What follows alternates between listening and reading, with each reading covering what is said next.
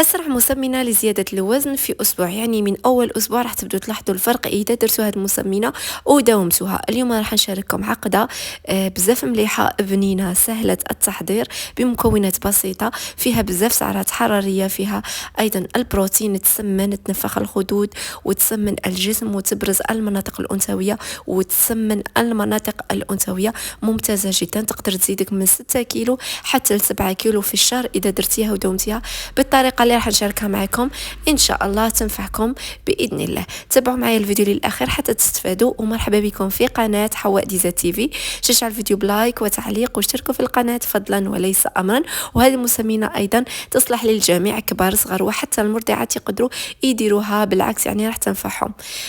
اولا راح نحتاجوا يعني بذور اليقطين، راح تقيس 10000 ولا 10000 بذور اليقطين، 10000 سمسم او ما يسمى جنجلان، و10000 كوكاو اللي هو باللغة العربية فول السوداني. تقدروا تزيدوا أي نوع مكسرات، إذا قدرتوا تزيدوا مكسرات زيدوا، راح تجي العقدة تاعكم بنينة أكثر وفيها سعرات حرارية عالية أكثر.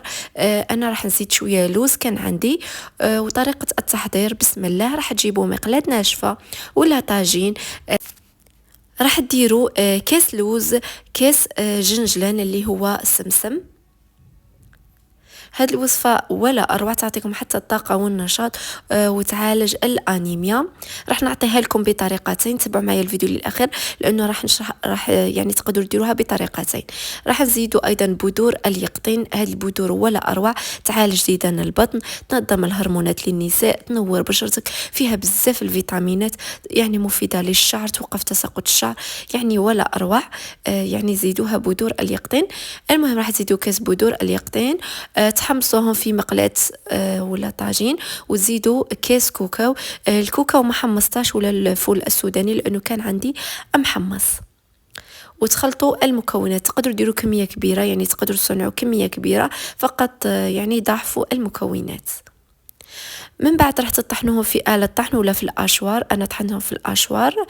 والخطوة الثانية راح تجيبوا الحمص المطحون، هذا هو، راح تديروا في مقلاة ناشفة حوالي كاس حمص مطحون وتحمصوه. الحمص المطحون من المكونات القوية والرائعة لزيادة الوزن، سبق ودرت به بزاف وصفات في قناتي، يسمن الوجه ويسمن الجسم بسرعة. يعني هو فقط لا أنصح به اللي عندهم القولون ولا اللي يضرهم القولون، ما يديروش ولا ما يكتروش منه، لكن هو ممتاز جدا في زيادة الوزن، خاصة يعني في تسمين الوجه والجسم.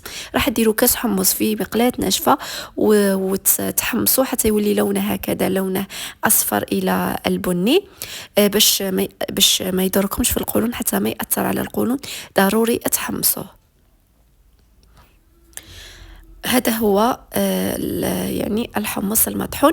الآن طريقة تحضير العقدة، راح تديري هذاك الحمص المطحون كاس مع المكسرات اللي حمصناها وطحناها، وتخلطوهم مع بعض بهذا الشكل. وهاد الوصفة تجي بزاف بنينة. الآن راح تجيبوا في هذه المرحلة مربى التين. إذا كنت تعاني من الأنيميا ولا فقر الدم وتحسي دائما بالفشل، دوخة، تعب، ننصحك تخلطي هذه المكونات بدبس التمر، يعني تشري دبس التمر من العشاب ولا العطار، يدير غير 25,000، وخلطي هذه المكونات بدبس التمر. ولا تقدروا ديروها يعني بمربى التين، تسمن وتنفع، لكن بدبس التمر تسمن وتعالج الأنيميا. أنا راح نديرها بمربى التين، وضروري ديروا مربى التين، ما ديروش نوع تاع مربى اخر لانه مربى التين فيه سعرات حراريه عاليه.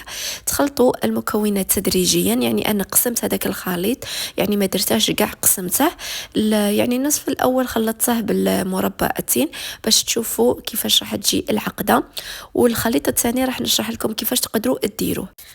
المهم هاد العقدة ولا المسمنة راح تاكلي ملعقة كبيرة بعد الأكل 3 مرات في اليوم، في الصباح بعد الغداء وقبل النوم، وراح يسمن الجسم ويعمر الخدود والمناطق الأنثوية. وهاد المسمنة تقدر ديرها بالطريقة الثانية، هي هذيك البودرة اللي بقات معنا، تقدروا تخلطوها في علبة ياغورت، يعني ملعقتين في علبة ياغورت، أي نوع أي نكهة، تاكلوا واحد في الصباح واحد في الليل. إذا تبغي الوصفة كيما العقدة خلطيها بمربى التين أو دبس التمر، إذا تبغيها عادي خلطيها في الياغورت وراح تعطيك أيضا نتيجة.